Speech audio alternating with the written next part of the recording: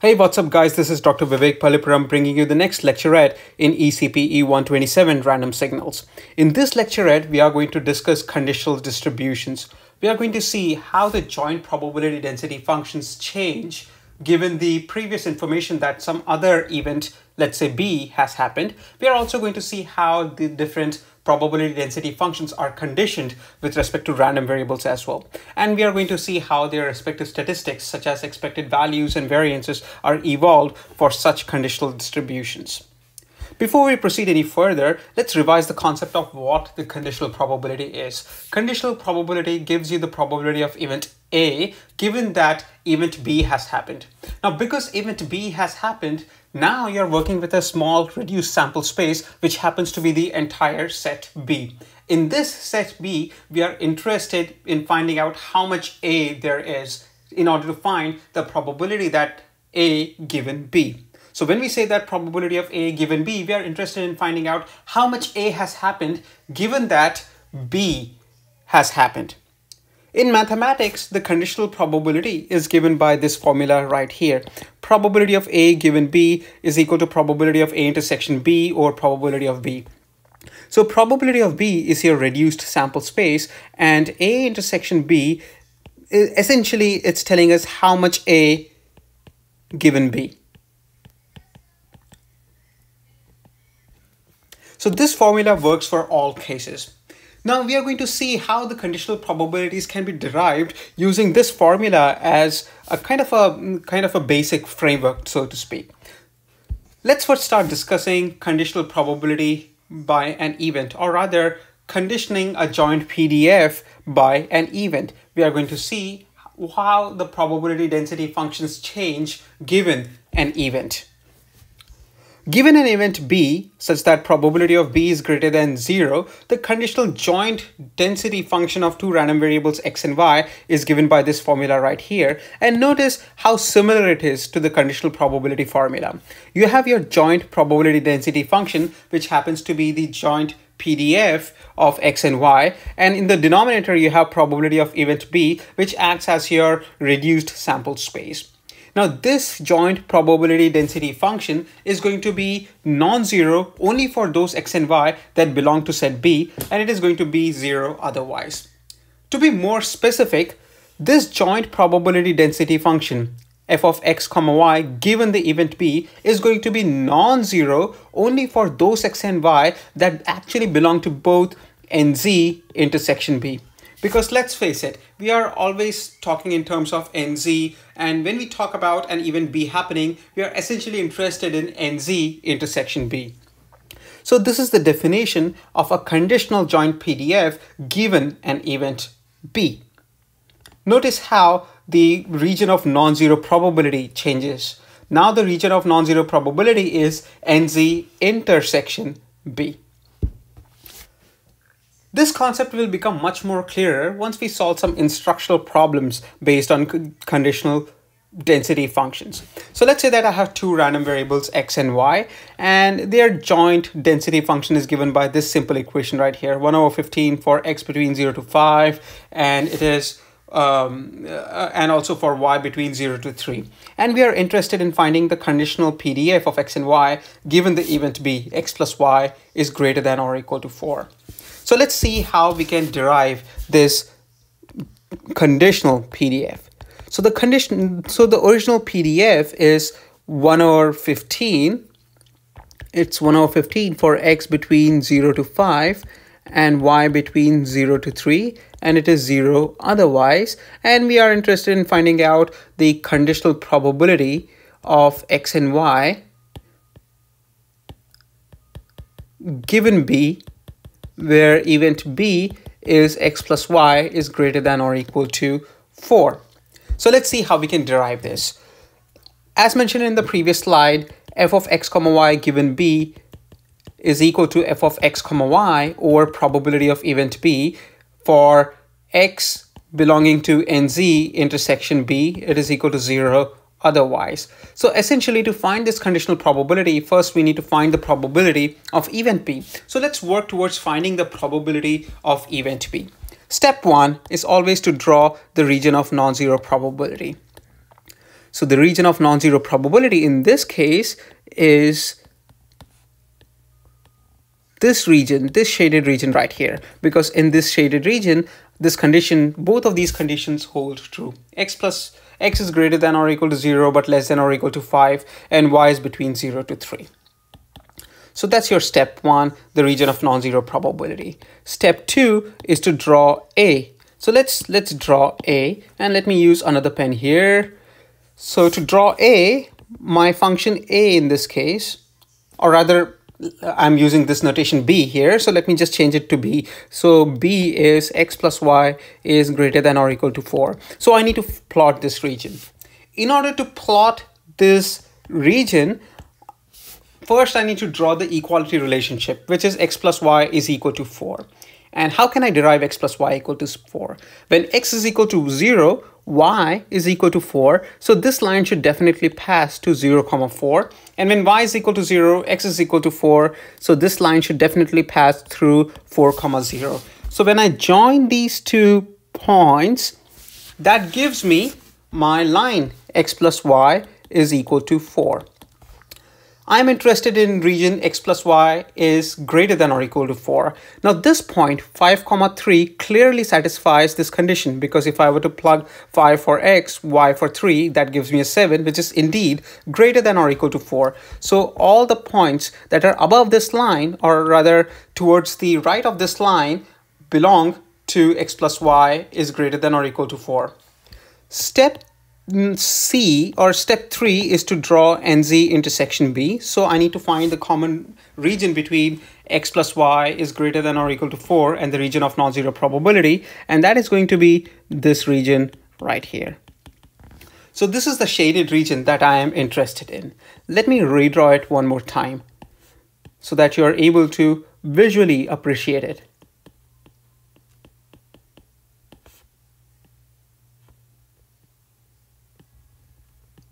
So this region is essentially NZ intersection B.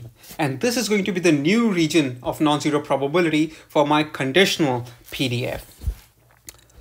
To find the probability of event B, I need to find out this double integration of the joint PDF, which is 1 over 15, and I can have my integration order as dx dy, because this will be the easiest way in which I can identify this integral. For the inner integral, I'm going to ask myself, how is x varying for any y? And the outer integral will be as follows. The lower limit of the outer integral will be minimum y in this region, and in the upper end will be max y in this region. So probability of event B is given by double integration of 1 over 15 dx dy, and the limits, how is x varying for any x? So for any y. So for any y, x varies from this point, which is 4 minus y, all the way to this point, which is 5. So x is varying from 4 minus y to 5 in this region, and the minimum value of y in this region is 0, and the maximum value of y in this region is 3. So these are the limits of integration for finding the probability of event B, which is x plus y is greater than or equal to 4. So let's identify this integral. So when I integrate with respect to x, it gives me x, because I have a constant inside, and when I plug in the limits, 5 minus 4 plus y gives me 1 plus y dy, and in the denominator I have 1 over 15 term, and when I evaluate this integral I get something like this. When I plug in a 0, everything goes to 0. When I plug in a 3, I get 3 plus 9 over 2.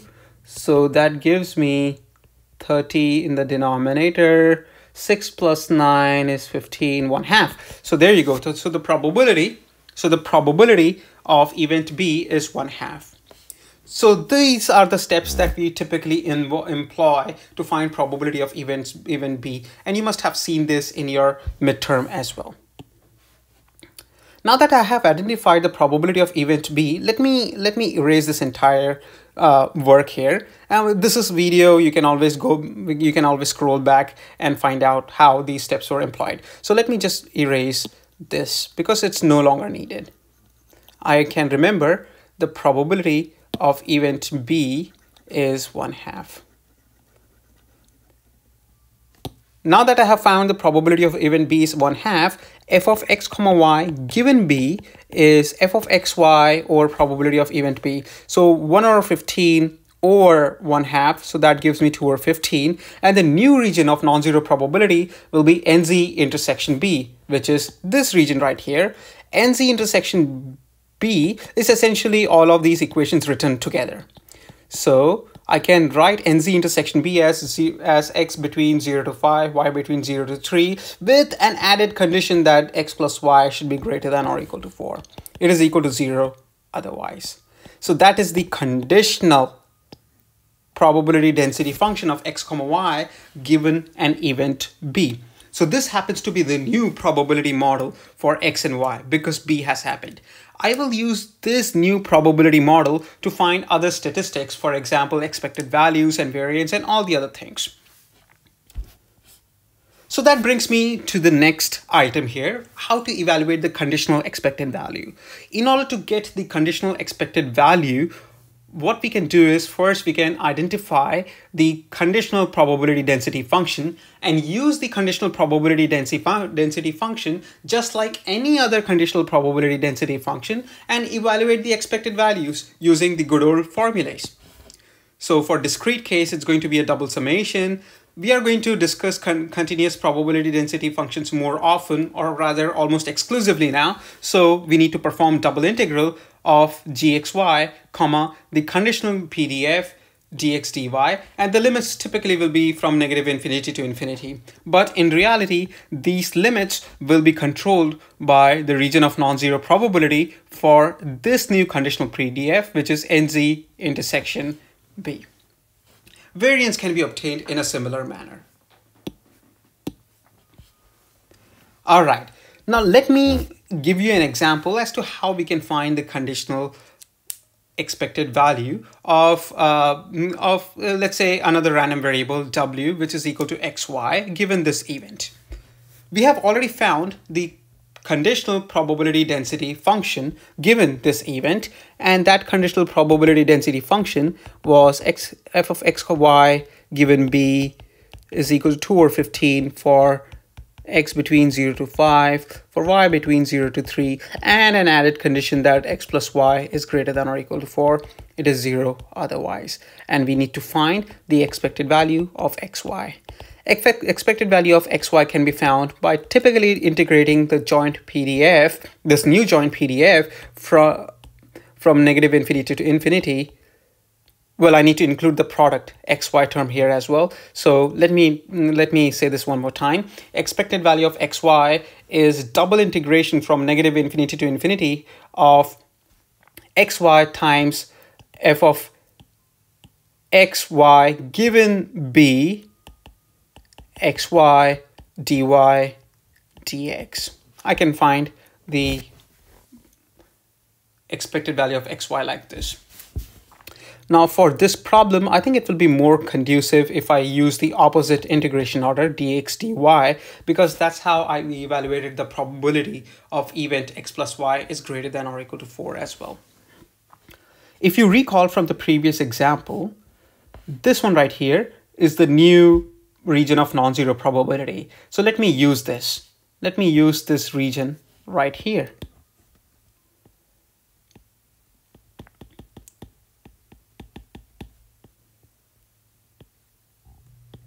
This region looks like this. This line right here is x plus y is equal to 4. Okay. My new conditional PDF is 2/15, so I need to double integrate this over this region. So let me identify the limits, and I can find it like in this way. For the inner integral with respect to x, I'll ask myself, how is x varying for any given y? And then for outer integral, I'll ask myself, what are the minimum values of y in this region? So with respect to inner integral, for any value of y, how is x varying? So for any y, x varies from this point, which is x is equal to 4 minus y, all the way to this point where x is equal to 5. So the limits of the inner integral will be from 4 minus y to 5. For outer integral, I'll ask myself, what are the minimum values of y in this region? The minimum value of y in this region is 0, and the maximum value of y in this region is 3. So those will be the limits of outer integral, 0 to 3. When I evaluate this integral, I get 5 minus 4 plus y, so that is 1 plus y dy, 0 to 3. And when I evaluate this, I get 3 plus 9 over 2, so 30, 2 times 6 plus 15.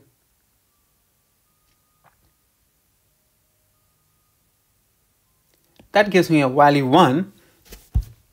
Okay, so I think I have made a mistake here. What I just simply did was I evaluated the area under the region of non-zero probability, and I got a value 1, which satisfies the condition actually that f of xy dy dx, if I were to integrate from negative infinity to infinity, the area under it should always be equal to 1. That's what I have essentially proved here for you guys.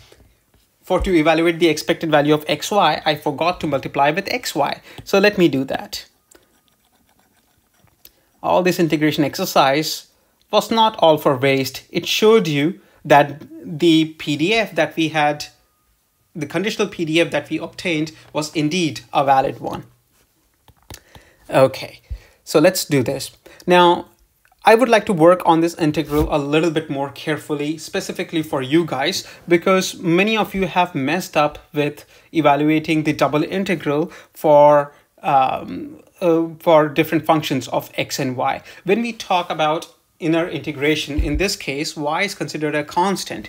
Y is considered a constant, so that it can safely come out only out of the inner integral, but not of the outer integral. So if I were to rework this, it will be something like this. 2 over 15 is a straight constant, so it can come outside of both the integrals. Y comes out of the inner integral, and I evaluate the outer integral first, and then, the inner integral first, and then the outer integral. When I evaluate the inner integral, I get x squared over 2. I get x squared over 2, and the limits are from 5 to from 4 minus y to 5. So I get 25 minus 4 minus y squared over 2. So the numerator term will disappear. The numerator 2 will disappear, and I have this dy term. And if I were to further evaluate this, now I need to evaluate the integral of 25y minus y times 4 minus y squared dy. And you can perform this integrals evaluation, and I'll leave it to you guys. So please pay careful attention as to how you're evaluating these inner integrals. So let me end this lecturette right here. In this lecturette, I introduced you to a very simple concept of conditional probability density functions given an event. Just like how you would apply the conditional probability formula in order to find the conditional probability density function, we apply this formula right here, f of xy or probability of event B. Now your region of non-zero probability will be NZ intersection B.